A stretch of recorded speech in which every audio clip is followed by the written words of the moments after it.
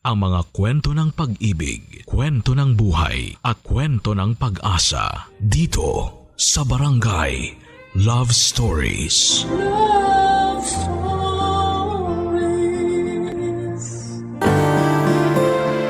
Ang pagpapasensya kahit na gaano tayo kasakit sa ulo sa ating pamilya ay matuturing na isang biyaya. Pero hindi lahat ng tao ay merong mahabang pasensya, kaya wag natin itong sasagarin. Ikaw kabarangay, mapagpasensya ka ba? Dear Papa Dudut, may kasabihan na iisa ang puno ngunit magkaiba ng bunga. Yun kasi ang eksaktong tampok ng aking kwento na pinadala sa programa ninyong Barangay Love Stories. Naisipan kong sumulat para ibahagi ang istorya ng aming pamilya ni Ate Joanna. Pero bago tayo dumako doon ay magpapakilala muna ako sa mga kabarangay natin. Ako nga pala si Giselle, 30 years old at taga Mandaluyong.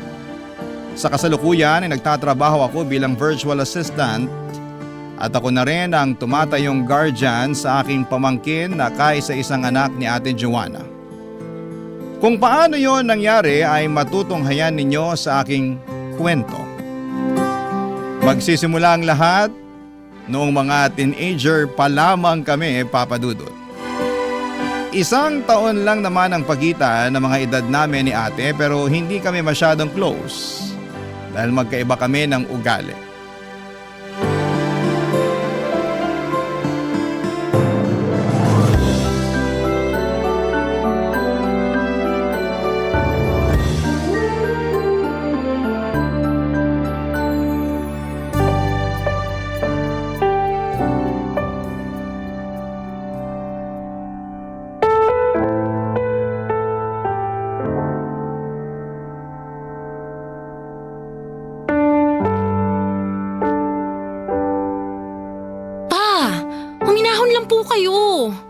Baka po tumaas ang presyon ninyo niyan eh. Tama si Giselle.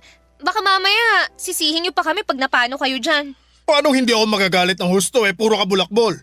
Kung todo hingi ka pa naman ng baon sa amin tapos malalaman namin ng mama mo na hindi ka pala pumapasok sa eskwelahan? Siguro, sinumbong ako sa inyo ni Giselle, no? Hoy Giselle, kahit kailan napaka-epal mo talaga. Wala akong ginagawa sa'yo ah. Giselle anak, matagal mo na bang alam na nagbubulakbol lang ang ate mo? Po, naku hindi po. Niayaw nga akong kasabay ni ate pag pumapasok sa eskwelahan kaya hindi ko alam kung saan siya nagpupunta. Pwede ba, Segunda, wag mo na ngang idadamay dito si Giselle? Alam naman natin pareho na matinuyang anak natin yan at ito lang namang si Joanna ang pasaway at sakit sa ulo Oh, edi si Giselle na ang anghel at ako na ang demonyo. Ate, huwag mo na nga sagot-sagutin si Papa. Sip-sip ka talaga.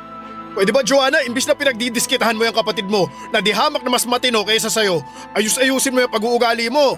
Baka nakakalimutan mo na hindi lahat ng kabataan na gustong mag-aral, nakakapag-aral. Maswerte nga kayong magkapatid kasi ginagapang namin kayo ng mama ninyo para makapagtapos. Tapos magbubulakbul ka lang sa eskwelahan? Tama ang papa mo anak. Ano ba kasi nangyayari sa'yo? Bakit hindi ka pumapasok sa klase nyo? Tsaka bakit ka nagsisinungaling sa amin? Ayoko na kasing mag-aral eh. Kayo lang naman pilit ng pilit sa akin na pumasok sa eskwelahan. O anong gagawin mo kung hindi ka mag-aaral? Sige nga. Ano nga ba? O kita mo na. Wala kang maisip kasi wala ka namang isip. Sobra naman po kayong magsalita. Pa, huwag niyo naman pong pinagsasalitaan ng ganyan si ate. Ginagawa naman po niyang makakaya ni. Anong sinasabi mo dyan, Giselle? Puro nga bagsak tong mga grado ng ate mo. Asan dito yung ginagawa niya makakaya niya? Sige nga. Sorry na lang kayo. Kasi di ako sing talino ng paborito niyong anak. Sayan lang talaga ang makakaya ko eh. Sagad na yan. Wala na akong magagawa kung binagsak ako ng mga propesor ko. Joanna naman, paano mo nasasabi ang bagay na yan? Para kang walang pagpapahalaga sa pagsasakripisyo namin sa inyo ng papa mo. Ano po ang gusto niyong sabihin ko? Nag-sorry na naman ako, di ba? Gusto niyo ba? Lumuhod pa ako sa inyo at magmakaawa na patawarin niyo ako kasi bumagsak ako sa klase? Hindi naman sa ganon, anak. Hindi ka lang pala bulakbol sa klase at walang pagpapahalaga sa amin ng nanay mo. Bastos ka rin talaga, Joanna! Ate, please. Huwag ka na kasi mga tuwiran. At bakit hindi? Sa lagay na to papayag na lang ako na pagtulungan nyo, ganon? Aba, sumusobra na kayo! Hindi ka naman namin pinagtutulungan eh. Saan naman galing yun? Sa akin lang! Yun kasi ang nakikita ko Lagi kayong nagkakampihan laban sa akin.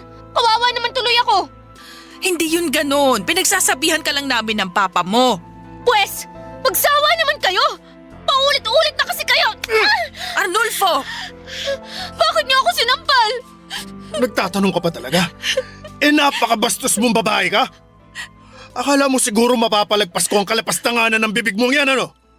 Pues ipapaalala ko lang sa'yo na nasa pamamahay kita at mga magulang mo kami. Kaya wag mo kaming kakausapin ng pabalang. Papa Dudut, galit si ate sa mga magulang namin.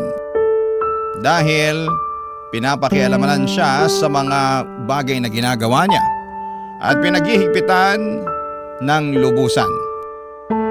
Pero naiintindihan ko naman na concern lamang sa kanya sina mama at papa. Kaya lang matigas na talaga ang ulo ni ate kahit na noong mga bata pa lamang kami. Pero hindi naman masamang tao ang ate ko, hindi lang talaga kami magkatulad ng ugali at prinsipyo sa buhay. Mahiyain ako samantalang makapal naman ang mukha ni ate Joanna. Mahina ang loob ko at malakas naman ang sa kanya. Madaldal siya samantalang tahimik lamang akong klase ng tao. Dahil sa mga pagkakaibang yon, mas naging paborito ako ng mga magulang namin dahil hindi ko raw pinapasakit ang kanilang mga ulo. Sa kabilang banda ay may malasakit pa rin naman ako sa kapatid ko kaya sinubukan ko siyang kausapin at payuhan kahit na ako ang bunso sa aming dalawa. Naniniwala kasi ako na wala naman yon sa kung sino ang mas matanda o mas bata. Kaya lang nagalit lamang sa akin si ate Joanna at tinawag akong bida-bida. Kaya para hindi na ako ma-stress lalo ay hinayaan ko na lamang siya sa kung ano ang gusto niyang gawin sa buhay niya.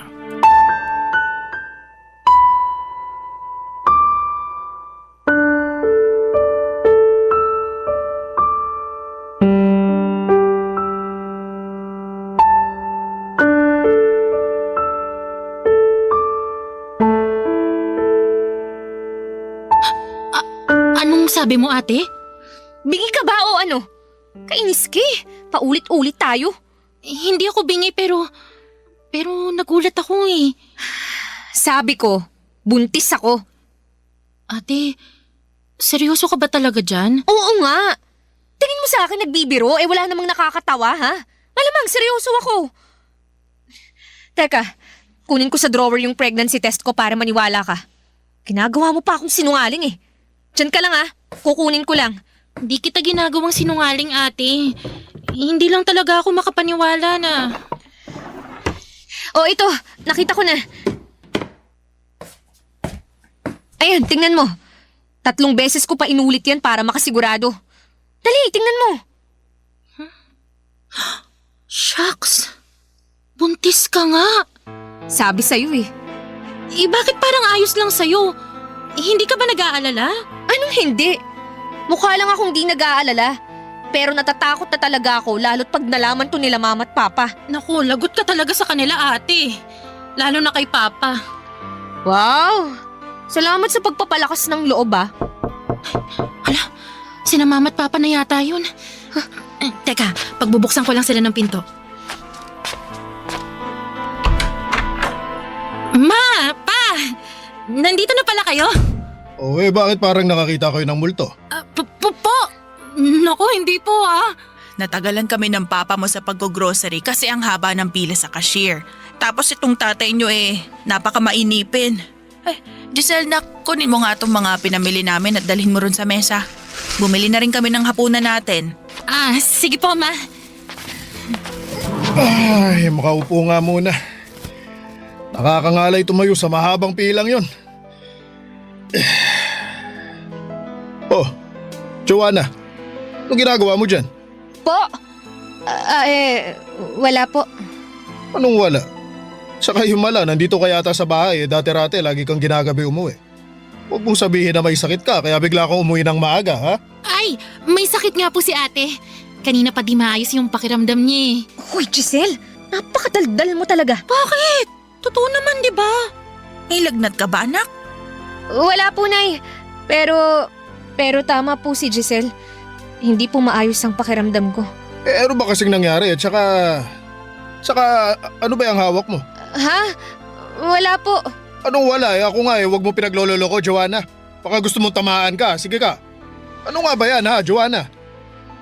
Pa, may sasabihin po sana ako sa inyo ni Mama. Ano yon, anak? Pero pangako nyo na hindi po kayo magagalit. Depende kung ano yung sasabihin mo. Ano ba kasi yun? Buntis po ako. Ano? Anak ka naman ng lintik, Joanna. Wala ka na talagang ginawang matino. Huminahon po kayo pa! Pa, baka mapano po kayo eh. Paano ako ihinahon napakasira ulo nitong kapatid mo? Nung nakaraan lang nalaman namin ang nanay niyo ang ginagawa niyang pagbubulakbul sa klase at pagsisunungaling sa amin. Tapos ngayon sasabihan niya kami na buntis siya. Napakapasaway mo talaga, Joanna. Wala ka nang dinala sa pamilyang to, kundi sakit ang ulo. Buti ba lumayas ka na? Pa naman! Maawa kayo sa akin! Bakit? Naawa ka ba sa amin ng nanay mo? Arnulfo, wag mo naman palayasin ang anak natin! At bakit hindi? Masyadong sungay lang anak mong yan. Sarili lang din niya ang sinusunod niya, kaya ngayon, matuto na siyang tumayo sa sarili niyang mga paa.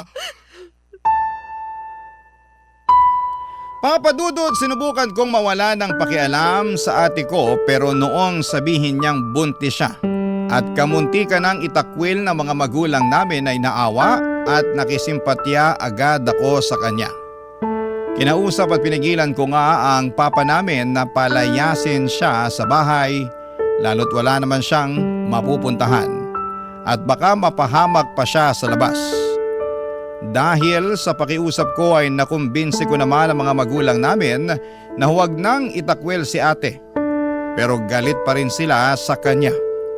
Hindi ko rin naman sila masisisi dahil masakit talaga sa ulo ang ginawa ni Ate Joanna. Ewan ko ba naman sa ate kong yon kung saan niya nakuha ang lakas ng loob para pumasok sa isang bagay na hindi naman siya handa at labis din naman niyang pinagsisihan sa huli. Barangay Love Stories. Barangay Love Stories. Papa Dudut, nag-decide si Ate Joanna na buhayin ang baby na nasa sinapupunan niya. Pero hindi yun naging madali dahil masela ang pagbubuntis niya. Hindi kasi makapit ang baby niya. Kami ni Mama ang kasama niya sa pagpapatingin sa doktor. Sobra talaga kaming na-stress at nag-worry para sa dinadala niya. Pero hindi nagtagal ay naging okay naman si ate at noong tuluyan na siyang nalayo sa disgrasya ay saka lamang kami napanatag. Dahil nga lumalaki na ang tiyan ni ate ay nagpasya siyang huminto sa pag-aaral. Nahihiya na raw kasi siyang pumasok gayong pinagtitinginan at pinag-uusapan na siya ng iba niyang kaklase. Sa bahay ay nagbuhay prinsesa ang ate ko. Dahil sa kanyang kondisyon ay kung todo asikaso kami sa kanya. Lalo na ako. Kaya lang minsan ay napapansin ko na sinasamantala na yon ng magaling kong kapatid. Halimbawa, kahit na madali naman para sa kanyang gawin o kunin ang isang bagay, ay iuutos niya pa talaga sa akin. Hindi nga nagtagal ay sinilang ni ate ang kanyang baby at nagdala yon ng labis na saya sa aming pamilya. Kahit nga si Papa, noong una ay walang kaamor-amor sa bata ay bigla na lamang naging magiliw sa kanyang apo. Mabilis na lumipas ang ilang taon. Nakatapos na ako ng pag-aaral at nagkatrabaho. Katulong na ako ni Papa sa pagtataguyod sa aming pamilya, lalo't nakafocus lamang si ate sa pag-aalaga sa baby niya. Nag-live-in na rin pala sila ng boyfriend niyang si Mike sa bahay. Kaya lang meron akong natuklasang hindi magandang pag-uugali nito.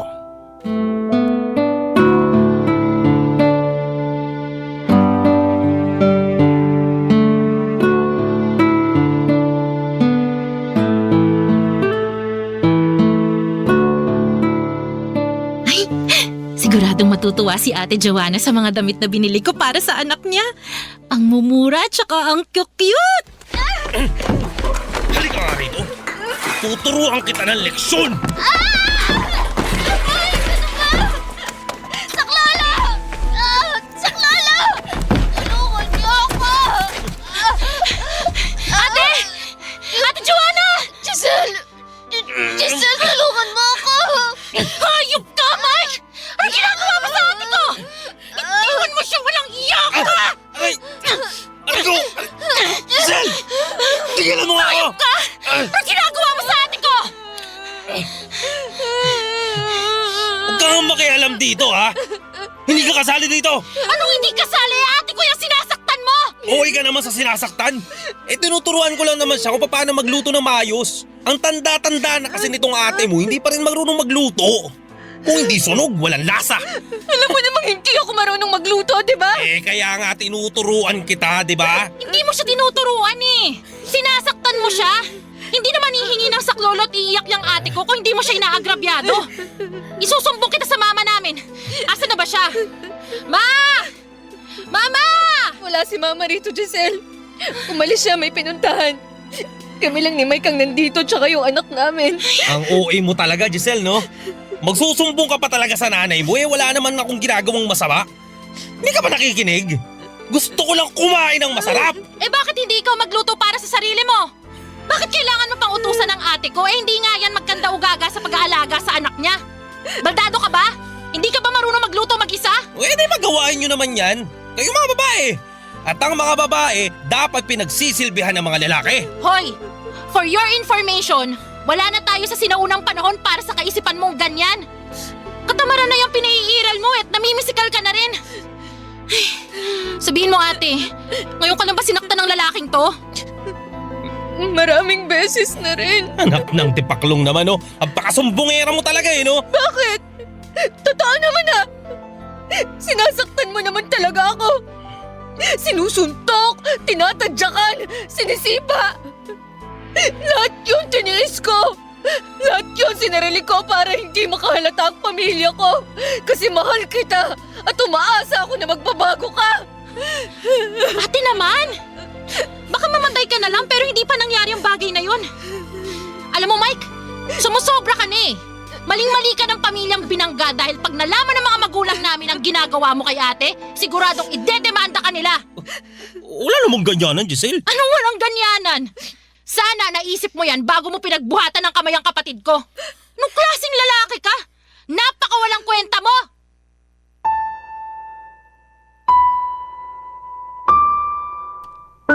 Papadudot dahil sa takot ni Mike na magsumbong sa parents namin at mademanda, ay agad siyang lumayas sa bahay namin. Pagkatapos ay inalo ko ang umiiyak kong kapatid para patahanin Papadudot. Kinausap ko siya at nalaman ko na ilang buwan na pala siyang sinasaktan ng siraulo niyang kinakasama, ngunit sinosolo lamang niya ang problema. Naawa tuloy ako sa kanya kaya dinamayan ko siya. Pagkatapos ay hindi na bumalik sa bahay namin si Mike kaya nag-decide si Ate Joanna na maghanap ng trabaho para may maipambuhay sa kanyang anak. Hindi kasi namin kayang sagutin ang malaking bahagi ng pangangailangan ng pamangkin ko dahil may iba rin kaming binabayaran na bills ni Papa at bumibili rin kami ng pagkain sa bahay.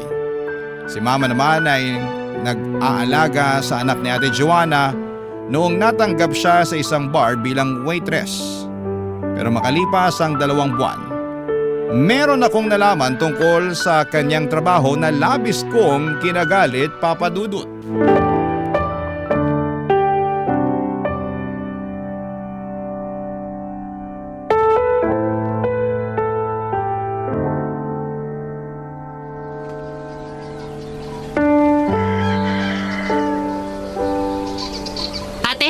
Mag-usap nga tayo. Hindi pa ba tayo nag-uusap? Hindi ako nakikipagbiruan sa'yo Mukha ba akong nakikipagbiruan?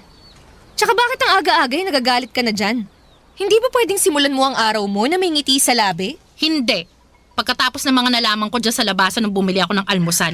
Ano ba kasi yun? Aga-aga nakikichismis ka. Yun na nga. Wala naman sana akong pakialam kung ibang tao yung pinagchichismisan ng mga kapitbahay natin dyan eh. Kilala mo naman ako, ate. Hindi ako mahilig dyan, pero naintriga kasi ako sa pinag-uusapan nila nung tawagin ako at kausapin ng isa sa kanila eh. Si Aling Bebang, Oh, ano bang sinabi sa'yo ng babae na yun? na hindi ka lang daw basta serbidora dun sa bar na pinapasukan mo. Kasi nagbebenta ka raw din ng katawan mo. Totoo ba yun? Ibig sabihin, totoo nga! Pwede bang kumalma ka? Natutulig na tenga ko kakasigaw mo eh. Paano ko kakalma? Alam na ba to ni na mama at papa? Gaga ka ba? Siyempre hindi. Pag nalaman nila siguradong itatakwil na talaga ako ni Papa. Lagot ako doon. Kaya kung ayaw mong magkagulo tayo, manahimik ka. Itiko mo yung bibig mo ha? Ate naman, bakit ka naman umabot sa ganong bagay? Sa doon ako kumikita ng malaki eh. Palalagpasin ko pa ba yung tsansa? Napakaliit ng sinusweldo ko sa pagsiservidora. Kailangan kong maghanap ng malaki-laki ang kitaan para mabili ko ang mga pangangailangan ng anak ko. Ate, marami namang ibang trabaho dyan eh. Yung hindi mo kailangang magbenta ng katawan. Tumigil ka nga, Giselle. May makarinig pa sa'yo dyan eh. Ikaw kasi, masyado ka kasing padalos-dalos. Hindi ako padalos-dalos. Tsaka pinag-isipan ko naman to ng maraming beses bago ko ginawa. Wala lang talaga akong choice. Lalo't mag-isa na lang akong bumubuhay sa anak ko. Alam mo, kasalanan mo talaga to eh. Paano ko naman naging kasalanan yan? Hindi ko sana to papasukin kung di mo tinakot si Mike na ipapademanda mo siya. Sana, hindi umalis ang damuhong yun. Eh di sana, may katulong ako sa pagtataguyod sa anak namin ngayon. Pero ate, sinasaktan ka niya. Pag hinayaan mo siya na gawin yun sa'yo, eh baka mapatay ka na niya. Gusto mo bang mangyari yun? Alam mo, tama si Mike eh. Ang OA mo. Tingin mo naman papayag akong mamatay. Eh di naulila na ng maaga yung anak namin. Ay naku naman. Isip-isip din, Giselle. Hindi yung puro bugso lang damdamin ang pinapairal mo.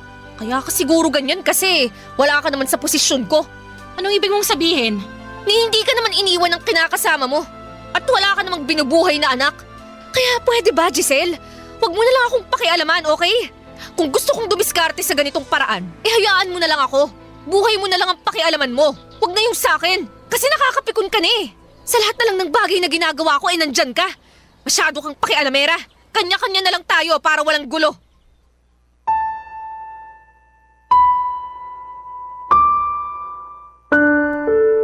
Papadudot nasaktan ako sa mga sinabi sa akin ni Ate Joanna.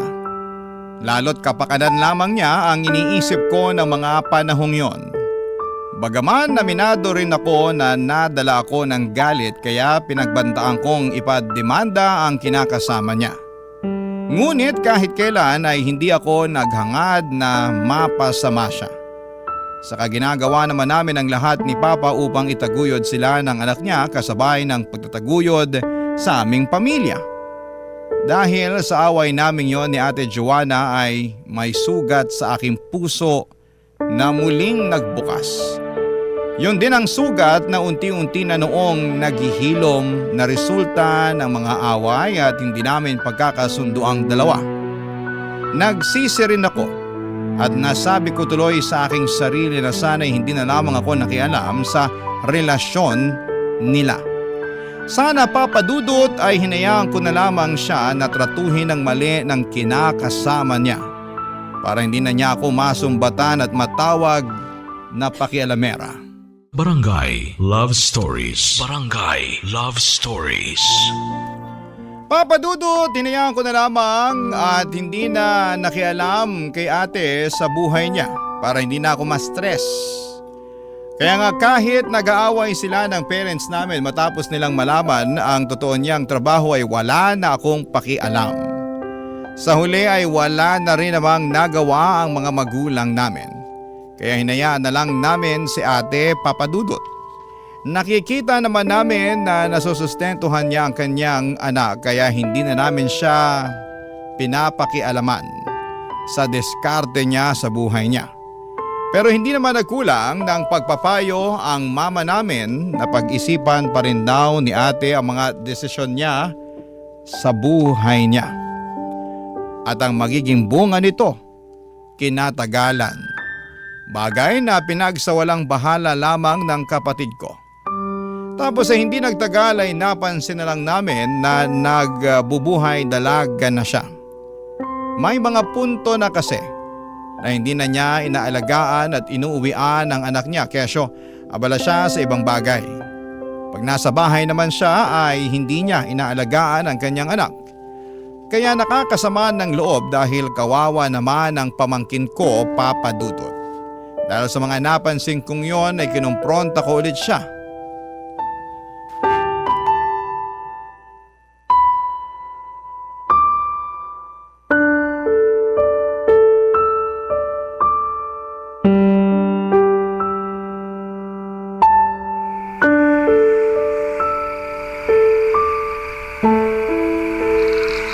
Ate, ano bang nangyari sa'yo?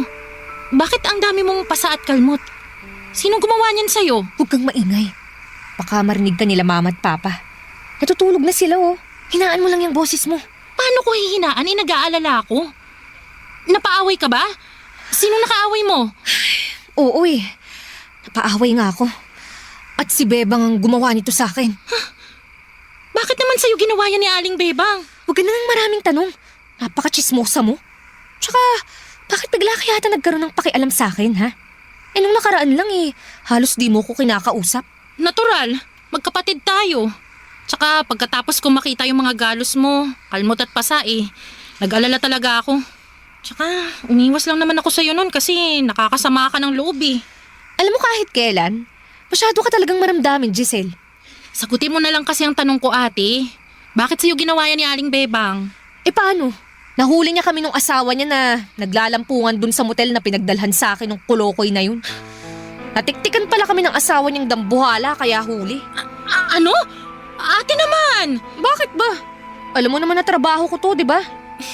Oo nga, pero asawa pa talaga ni Aling Bebang ang kinalantari mo. Nakakaluka ka naman Anong magagawa ko kung naglalaway sa akin yung asawa niya? Lagi ko nga yung nakikita sa bar na pinagtatrabahuhan ko Yun pala, lihim na akong pinagnanasahan. Kaya nung inalok na ako ng malaking pera, hindi na ako nagdalawang isip Kaya lang di maingat Nabugbog tuloy kami pareho ng asawa niyang balyena. Kanina, dambuhala. Ngayon naman, balyena. Tigilan mo na nga ang panlalait ng tao, ate. Tigilan mo rin ang pagkukunwaring mabait. Alam kong hindi ka rin malinis, no? Kaya huwag kang magbanal-banalan dyan. Anong pinagsasabi mo Kumpara naman sa akin, grabe yung pinaggagawa mo. Hindi mo na naisip ang kahihiyan ng pamilya natin nung pinasok mo yung trabaho mo. Pati yung anak mo. Ano na lang ang sasabihin niya pag lumaki na siya at nalaman niya na ang nanay niya pakawalang babae? Wala akong pakialam. Tsaka subukan lang niyang ikahiya ako. Ibabalik ko siya sa matres ko. Teka nga, bakit ba masyado kang OA, Giselle? Ako nga walang pakialam sa nangyayari Gagaling din naman tong mga sugat at galos ko. Tuloy ang buhay, ika nga. Ikaw lang tong problemado dyan Samantalang ako relax lang. Alam mo, nabuti pa matulog ka na nga dun. Gagamutin ko lang tong mga sugat at galos ko tapos susunod na ako. Sige na, ayaw na kitang kausap Masyado kang maraming sinasabi na nakakainis. Sige na, alis na. Ewan ko sa'yo, ate. Sana lang hindi dumating yung araw na pagsisisihan mo yung mga pinaggagawa mo. Kasi baka magsisi ka at sabihin mo na hindi kami nagpaalala. Papa Dudut, na-realize ko na kahit ano pa ang gawin at sabihin sa akin ng ate ko, ay nananatili pa rin ang pag-aalala ko sa kanya. Kaya siguro sa abot ng makakaya ko ay kinakausap ko siya ng matino.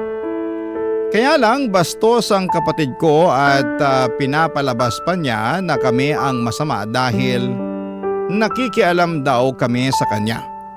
Kaya nga simula noon ay nawala na ako ng amor sa kanya. Sinabi ko sa aking sarili na ayoko na talagang makialam pa. Na bahala na siya sa buhay niya anuman ang gawin niya.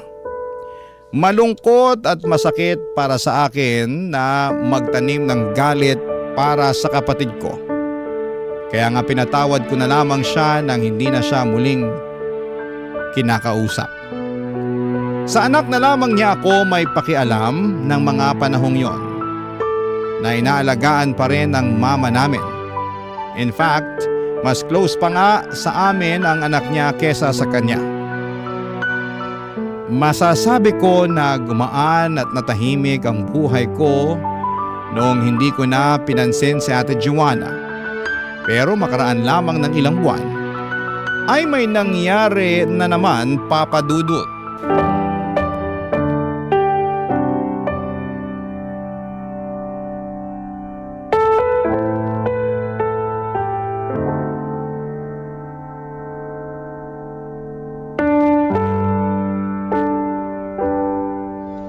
Ate, bakit mo naman ginamit ang number ko para gawing reference ng mga pinagkakautangan mo? Ay, sa akin tuloy sila tawag ng tawag. Huwag mong sagutin. I-block mo. Problema ba yun? Dali-daling solusyonan pinoproblema mo. Ewan ko ba naman sa'yo? Tingin mo di ko ginawang bagay na yan? Pues ginawa ko na yan bago pa ako nagsabi sa'yo. Pero ang dami pa rin kasi talagang tumatawag eh. Araw-araw ibang number. Meron pa ngang nagbabanta sa akin na kapag hindi ka raw nagbayad, ako nang sisingilin. Hayaan mo lang sila. Hanggang pagbabanta lang naman ang kaya ng mga yan Tsaka, bakit ka nila sisingilin? Ako naman ang nangutang. Ayun na nga, ikaw ang nangutang. Ang dami mong utang. Saan mo ba ginagastos yung mga perang yun? Pwede ba? Wala ka nang pakialam dun. Anong wala? Dapat meron akong pakialam kasi ako ang binubwisit ng mga pinagkakautangan mo. Hayaan mo. Babayaran ko rin naman sila Paunti-unti lang. Mahinang kalaban.